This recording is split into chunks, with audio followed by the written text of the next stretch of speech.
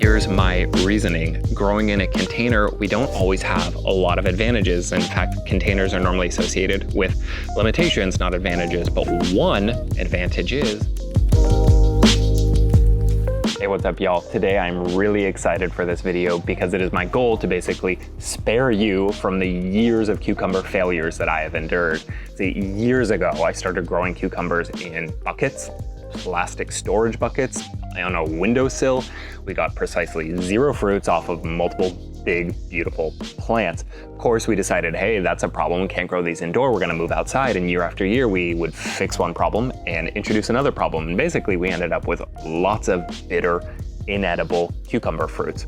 Good times. Fast forward all the way to this year, and we're doing things a little bit different. We are testing out lots of different strategies and growing methodologies, kind of to see what works and what doesn't really matter. And I feel like we've learned a lot of things that I want to share with you because I feel like I would have really personally benefited from knowing these things all those years ago when I was trying to plant in buckets on a windowsill. So without further ado, let's get into 9 things you can do to ensure a killer, beautiful, delicious harvest from your container cucumber plants. Let's do it. Tip number 1 is to grow a Gynoecious, Parthenocarpic, multi-pistillate variety of cucumber. So basically the first tip is to do your research before you even start planting. Now, Parthenocarpic basically means that the plant is going to be able to produce fruits even if those fruits, those female flowers, do not get pollinated, which means that even if your container plants don't have a lot of insects around, pollinator insects, that's okay because those fruits are going to grow into maturity anyways. Gynoecious means that the plant is going to produce primarily or even all female flowers rather than a mix of 50-50 or even sometimes more like 60% male, 40% female. And that is just going to up your overall harvest size year after year. Multi-Pistillate means that the plant is going to be able to produce multiple little cucumbers on every node rather than just one or sometimes none at each of those leaf nodes, which just, again, increases the overall size of your harvest. Now, the reason it's so important to choose a variety that fits those parameters is because we're basically working against the limitations of growing in a container. Container plants, generally speaking, are going to be a little bit smaller. They're going to have fewer pollinator insects flying around to help with pollination, and they are going to just simply be smaller rooted plants, right? Because they are by nature root bound into that container rather than being able to spread out as they will into the ground. But by growing those Parthenocarpic, Gynoecious, multi-pistillate plants, we're basically ensuring that we're still going to get a really good harvest even off a somewhat smaller container plant. For what it's worth, I am giving this advice very much based on my own personal experience. Until recently, I defaulted into growing all of the really popular American varieties like Marketmore 76, Straight 8, Boston Picklers, and a couple others in sort of that same vein. And you can see back here, they never really grew all that strong and healthy. I really feel like defaulting to those popular varieties was a big mistake that I was making. And then another big bonus with these Parthenocarpic varieties is that you can actually grow them under insect netting for the entirety of their life cycle. Unlike with a typical variety of cucumber where you have to remove that insect netting once it starts flowering in order for the pollinator insects to get in there and do their job, Parthenocarpic varieties don't require pollination, so you can just leave that insect netting on or provide some other type of protection, which is particularly useful if you suffer from diseases spread by insects like cucumber beetles. Super, super cool. The takeaway here is that I really think it's worth your time to spend an hour researching cucumber varieties that are going to match, those characteristics that I talked about: Parthenocarpic, Gynoecious, multi-pistillate, as well as your local growing conditions. I did an entire video on cucumber varieties and the various traits within them. If you want to check that out to understand it, net, I just feel like this is the single most important thing you can do to get a really good cucumber harvest. This right here is a sucker from this cucumber plant, and you'll notice that it is still attached to the plant. And I'm gonna say something perhaps a little bit controversial. You probably shouldn't prune off your suckers in your container cucumber plant. You're not gonna get a bigger harvest by doing so. The big exception is if you are planning to plant extremely densely, like every 10 to 12 inches densely. So it might be a little bit difficult to tell, but this right here is one of the lower suckers, and if you kind of just follow it out, it is absolutely loaded with cucumbers. 1, 2, 3, 4, 5, and it looks like a 6th one coming up in here. So just a ton just on this one sucker, and obviously there are quite a few coming out. Actually, the first big cucumber we harvested was off one of these suckers. Pruning off suckers, whether it's on a cucumber or a tomato or something else, needs to be part of a broader strategy to maximize the return on your effort. And for most of us growing in a container garden, growing cucumbers up at Trellis in a container, we probably have enough space, say 3 feet horizontally, that we don't really need to remove those suckers. It is possible to plant that densely in a container garden, particularly if you're going in 5 or 7 gallon containers and you're really smushing them in there.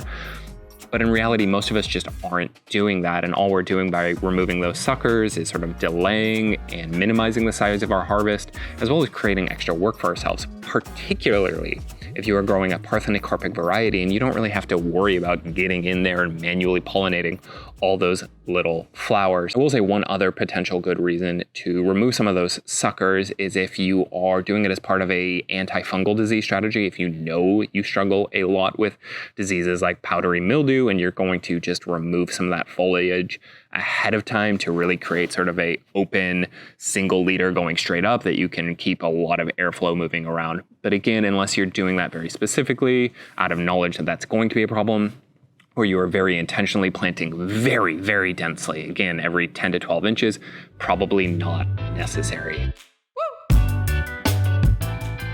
Everyone always talks about how thirsty cucumber plants are, and I never really bought into it, and I was completely dead wrong, and they were 100% right. Oh my goodness, these plants are so thirsty. Now I know for me personally, it wasn't so much that I didn't know, hey, cucumbers need a lot of water, it was that I didn't know how to translate that advice into practice. I've got most of my plants kind of irrigated up. I grow them obviously alongside our other summer vegetables like tomatoes and pumpkins, etc.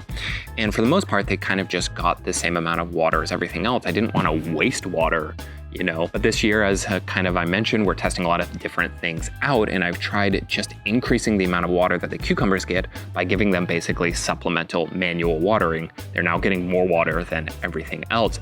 And oh my goodness, they are so much healthier as a result. These plants require so much water to produce nice tasting fruit. Seriously, I've gone from bitter, inedible to tasty, full, normal, delicious cucumbers just by increasing the amount of water that they're getting. Now, if it's helpful as a reference, our summer temperatures kind of sit in the high 90s up to around 105 pretty regularly.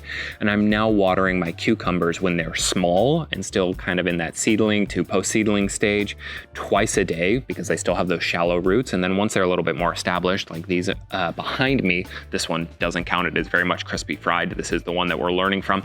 But this one right here that is much healthier, that one's getting water every day, even though it's larger and established, even when the irrigation isn't bringing it in water every day. I'm going out there and manually giving it extra with a hose. I feel like part of the disconnect, at least for me personally, is that we do grow our cucumbers alongside those other summer vegetables like tomatoes that benefit from a more infrequent, sparse watering schedule, or at least a more tailored watering schedule, a more conservative watering schedule. And that's what we did with a plant like this one here, crispy fried, small leaves. It's got lots of problems, but definitely one of them was that it wasn't getting enough water.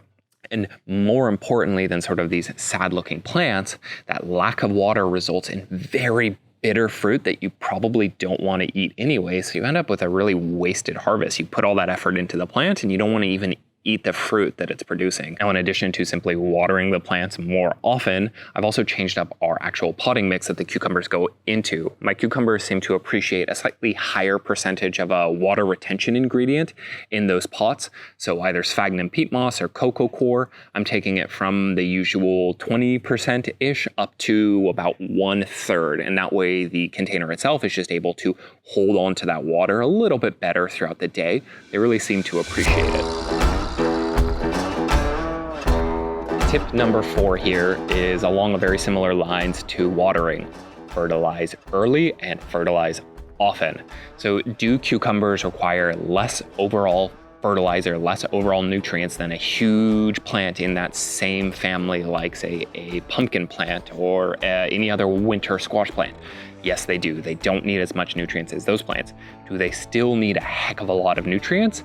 Yes, and I think that can be a little bit misleading, or at least it was confusing for me personally, because that disconnect, that difference between what you perceive as a very, very, very hungry plant, like a pumpkin, can lead to perhaps under-fertilizing cucumbers. Quick request here, if, and only if, you're finding this video helpful and you think it might help you get more cucumbers this year or next, I would so appreciate it if you could give it a quick like. Really, really helps us out. Thank you so very much. Let's get back to the cucumber content. So as I mentioned, this year we've been doing a lot of concerted testing with all of our plants, but including our cucumbers, and I have found unequivocally, objectively, without question, that my cucumber plants do better with an initial pre-plant fertilizer, basically mixing just a bit of fertilizer into the planting hole before we transplant in the seedling, and regular side dressing of fertilizers versus those where we allow the plant to kind of just rely on the compost and manure that it's planted into. In fact, unlike pumpkins, I don't even really recommend with cucumbers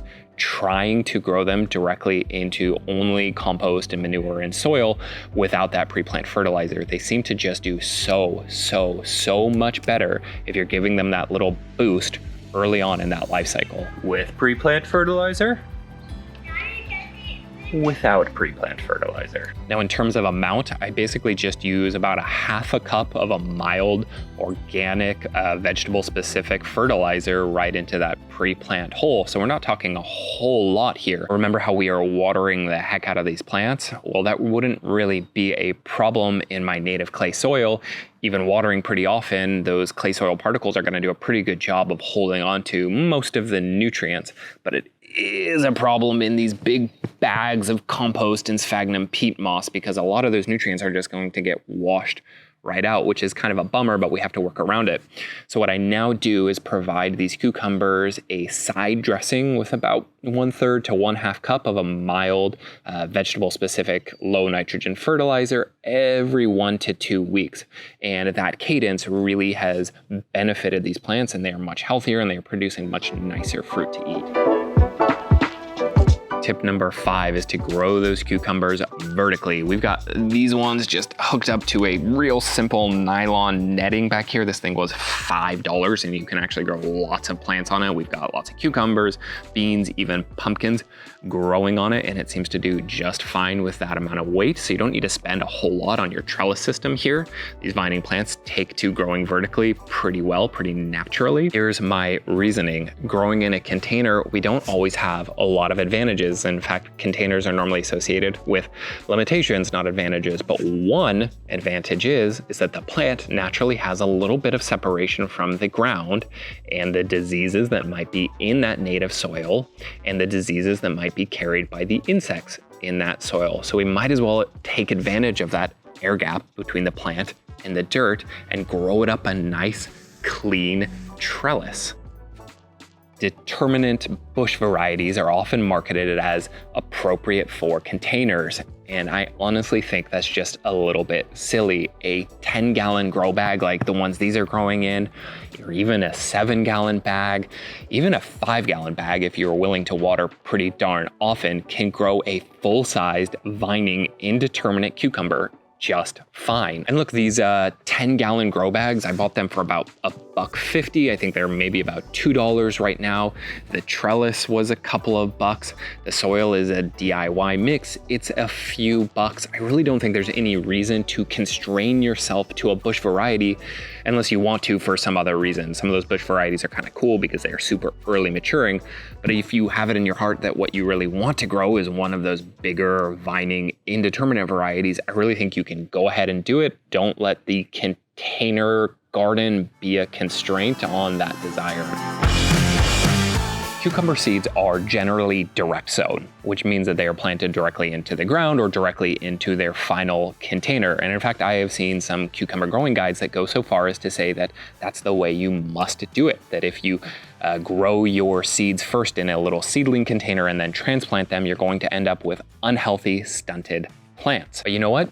I transplant just about everything. I really prefer to start my plants in seedling containers and then move them into their final container once they're a little bit more established. I find it works much better for just about everything. Some exceptions like pumpkins or sunflowers that just outgrow those seedling containers too quickly. But everything else, including cucumbers, gets started in a seedling container and gets transplanted, and it works great. And in fact, sometimes that's really what you have to do. So take, for instance, this plant right here. We started this plant in the middle of summer. It was literally 105 degrees on the day that I started those seeds. And the reality is it would have germinated terribly in those conditions, and it would have really struggled as a little seedling if I had put it out here in those full 105+ degree temperatures and expected it to thrive. Nothing likes to germinate on the surface of the sun. What I found is that when I do have to direct sow into its final location, particularly one of these bigger containers, I can't use the mulch because the mulch is going to introduce insects that are really gonna prey on those little tiny cucurbit plants. I have to water multiple times a day. You have to be so careful to water really gently because those plants in a big container can kind of get washed around or even covered by the loose soil. And overall, it's just so much easier to baby them in those little seedling containers where I can bottom water and I can make sure that there's no insects around, and I can carefully place them in just the right amount of sun and shade and make sure that the temperature is on point. Even just for a few days, I'm really giving them a better chance at a strong start to life. Tip number 7 isn't so much you must start in a seedling container and then transplant later. It's totally okay if you do decide you want to start directly into your final container. It's more about if you know conditions are more apt for starting in a seedling container and then transplanting later, don't worry about it. It works great. This next tip is going to depend a lot on your growing environment, but I personally have found that whiteflies absolutely love a healthy, well-fertilized, well-watered cucumber plant. In fact, you can probably tell that there's a fair bit of damage on these plants. They've got all this little micro spotting in here. They're a little bit crispy, and some of that is because we just got back from vacation and they weren't getting quite enough water while we were gone, but most of that is actually whitefly damage. Whiteflies cause me no end of grief. Dealing with whiteflies probably could and probably should be its own video. That's a much bigger topic overall. But I have found that putting up these little sticky, non-toxic, non-poisonous fly traps really helps to just sort of moderate and modulate and keep down their population to a tolerable level. They're not perfect. They're not going to totally get rid of the problem on their own, but they do help, and they help on the cheap. These things don't cost very much and they help without any effort. And I'm all for things in the garden that help without any effort on my part. Apologies for the sun here. It is starting to creep over the tree line. I'm gonna try and make this one fast. So one of the mistakes, or one of the tests I ran really this year, was trying to plant some of our cucumbers in the shade because we were struggling so much with these absolutely crispy, fried, damaged, destroyed, sunburnt cucumber plants. And I was just thinking, heck, maybe we simply need to give them less sunlight. We'll grow them in an area that receives maybe only 6 hours or so. And I'm gonna be honest, it was totally a failure. The plants that we put into those locations with only partial sun, 6-7 hours or so, they really didn't grow very well. They didn't take off like I expected. So instead, here are 4 ways that you can deal with a really strong heat and sunlight while avoiding sort of those leggy plants that result from being in a partial shade or partial sun location. First off, try growing a variety that is tailor-made for hot locations, something like the Bait Alpha type variety Katrina. This is a hot weather variety of cucumber plants. 2, water, and water some more. A lot of the problems that we were actually facing really weren't down to the amount of sunlight that these plants were getting. They were down to the amount of moisture in the soil. We weren't watering enough. I know we already covered that, but I'm just gonna reiterate it. When you're dealing with a lot of sun, dealing with a lot of light, dealing with a lot of heat, just make sure that the problem isn't actually, hey, the plant just needs extra water to deal with all of that. Tip number 3 here, try not to over prune your plant, particularly these big leaves. They really help to shape shade out the stem and protect that rather sort of thin, vulnerable stem that a cucumber plant has. And similarly, make sure that you are providing enough nitrogen that your plant can actually produce those big, healthy, rigid leaves that are going to help provide that significant amount of shade to the rest of the foliage and to the stem itself. And then finally, if all else fails, do try and just go ahead and grab some gardener or greenhouse shade cloth. It's really kind of expensive stuff, so I try to avoid using it as much as possible. I really use it only judiciously in very specific spots, very specific plants. But if you are finding that you just can't grow, maybe you're in the Southwest, maybe you're dealing with temperatures of 110, 115 really regularly, I would say go ahead and invest in a little bit of that shade cloth, maybe 30% shade cloth, just to reduce that intensity a little bit and allow you to get that harvest and grow plants that can deal with that really intense sunlight and heat. Our container cucumbers are back in a full sun location. I realize it maybe doesn't look like that right now, but it's still pretty early in the morning and they're doing so much better for it. So that is tip number 9 and the last one of the day. Get those plants into a full sun location and deal with that sunlight in a different way. And that is it, y'all. All the tips I've got for growing a big, beautiful, bountiful harvest of cucumbers. I really hope this helps you this year or maybe planning out your garden for next year. And as always, I hope to see you on the next one. Until next time, y'all.